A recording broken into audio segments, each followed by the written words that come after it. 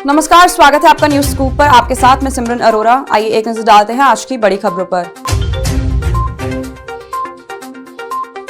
दिल्ली दंगों के आरोपी ताहिर हुसैन को ओवैसी ने दिया टिकट। विधानसभा चुनाव में मुस्तफाबाद से दिया टिकट। दिल्ली में अगले साल फरवरी में होने वाले विधानसभा चुनाव को लेकर पार्टियों ने अपने अपने उम्मीदवारों की घोषणा करना शुरू कर दिया है।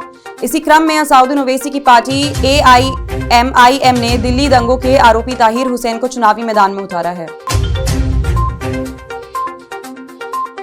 जिस संस्थान की रिपोर्ट के नाम पर राहुल गांधी घिरे, उसी ने बीजेपी को घेर लिया है। French media institute media part ने खोजी पत्रकारों की संस्था OCCRP पर अपनी रिपोर्ट को लेकर भारतीय जनता पार्टी की जमकर आलोचना की है। कहा कि उसकी रिपोर्ट का इस्तेमाल बीजेपी ने अपने राजनीतिक एजेंडा के लिए किया है। मीडिया पार्ट ने यह भी कहा कि बीजेपी फेक न्यूज फैला रही है। संस्थान के मुताबिक ऐसी कोई तथ्य उपलब्ध नहीं है जिससे बीजेपी साजिश वाली थ्योरी फैला रही है। बजरंग दल के प्रोटेस्ट के बीच सिंगर दिलजीत दोसांझ का कड़ा मैसेज। बोले, अगर खिलाफ हैं तो होने दो, जान थोड़ी है, ये सब दुआ है।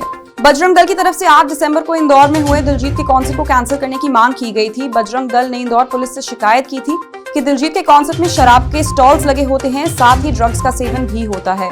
हालांकि 8 दिसंबर को इंदौर में दिलजीत का कॉन्सर्ट हुआ। इस दौरान उन्होंने मशहूर शायर राहत इंदौरी का एक शेर पढ़ा। अगर खिलाफ हैं तो होने दो, जान थोड़ी है, ये सब दुआ है, आसमान थोड़ी है, सभी का खून है शामिल यहाँ की मिट्टी में, किसी के बाप का हिंदुस्तान थोड़ी है। सोनू निगम के शो से उठकर चल दिए राजस्थान के डेप्यूटी CM। सिंगर ने कहा, मुझे पता है आप लोग बिजी होते हैं, आप महान हैं। सोनू निगम ने rising Rajasthan global investment summit में परफॉर्म किया। इस परफॉर्मेंस में राजस्थान के डेप्यूटी CM प्रेमचंद बैरवा समेत जयपुर के तमाम छोटे बड़े नेता पहुंचे।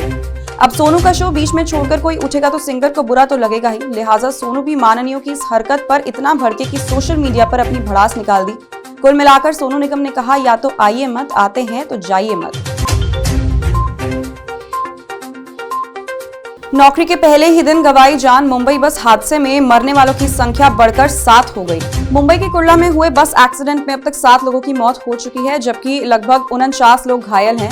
मृतकों में आफरीन और कनीज फातिमा भी शामिल हैं। 19 साल की आफरीन जीवन में पहली नौकरी पर जा रही थी, वहीं 55 साल की कनीज अस्पताल में काम करती थी और ड्यूटी पर जा रही थी। पिता का घर छोड़ बॉयफ्रेंड के साथ रहना था, मामला हाईकोर्ट जा पहुंचा। बॉम्बे हाईकोर्ट में 9 दिसंबर को 19 साल की एक लड़की ने अपना बयान दर्ज कराया है, जिसमें उसने कहा कि वो अपने माता पिता के साथ नहीं बल्कि अपने साथी के साथ रहना चाहती है। हालांकि लड़की की उम्र 21 साल नहीं हुई है, इसलिए कोर्ट की तरफ से लड़की को समझाने की कोशिश की गई। हालांकि लड़की की तरफ से कहा गया कि वो अपने 20 साल के बॉयफ्रेंड के साथ रह लेगी। जब वो 21 साल शादी की कानूनी उम्र का हो जाएगा, तब दोनों शादी की तरफ कदम बढ़ाएंगे। सुसाइड मिशंस को अंजाम देगा भारतीय सेना का नया खड़ग ड्रोन। एक स्कूटी की कीमत में आएंगे 3 ड्रोन। भारतीय सेना ने एक नया ड्रोन बनाया है। इस ड्रोन को खड़ग ड्रोन नाम दिया गया है। इंटेलिजेंस जुटाने और सर्वेलेंस में ये ड्रोन महत्वपूर्ण भूमिका निभाएगा। ये एक हाई स्पीड ड्रोन है जिसकी रफ्तार 40 मीटर प्रति सेकंड है। अगस्त 2024 में भारत के नेशनल एरोस्पेस लेबोरेटरीज ने स्वदेशी ड्रोन प्रोग्राम लॉन्च किया था। उसी प्रोग्राम के तहत ये ड्रोन बनाया गया है। बीजेपी ने केजरीवाल के शीश महल का जारी किया नया वीडियो। बीजेपी ने केजरीवाल पर पहले भी लगाए थे आरोप। दिल्ली विधानसभा चुनाव की तारीखों का ऐलान नहीं हुआ है, लेकिन राजनीतिक दलों के बीच बयानबाजी और सियासी पारा अब काफी बढ़ गया है।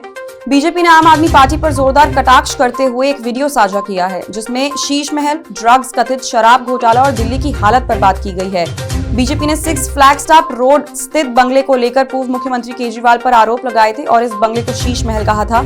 CM पद से इस्तीफा देने के बाद केजरीवाल ने बंगला खाली कर दिया था। लालू ने दिया कांग्रेस को झटका। इंडिया ब्लॉक की कमान के लिए ममता का किया समर्थन।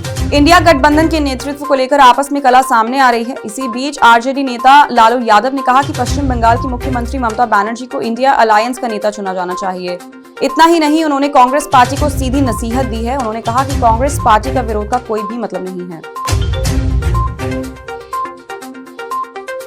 RBI के नए गवर्नर बने संजय मल्होत्रा शक्तिकांत दास के बाद संभालेंगे RBI की कमान। रिजर्व बैंक ऑफ इंडिया का नया गवर्नर संजय मल्होत्रा को बनाया गया है। RBI के अगले गवर्नर का ऐलान केंद्र सरकार द्वारा सोमवार को किया गया था। फिलहाल संजय मल्होत्रा रेवेन्यू सेक्रेटरी के पद पर हैं। मल्होत्रा मौजूदा RBI गवर्नर शक्तिकांत दास की जगह लेंगे।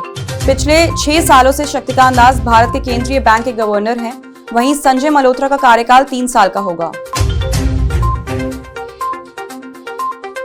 तो ये थी अब तक की बड़ी खबरें। बाकी देश और दुनिया की तमाम खबरें देखने के लिए न्यूज़ स्कूप को लाइक और सब्सक्राइब करें, वीडियो को शेयर करें और नोटिफिकेशन के लिए बेल आइकन पर जरूर प्रेस कीजिएगा। नमस्कार।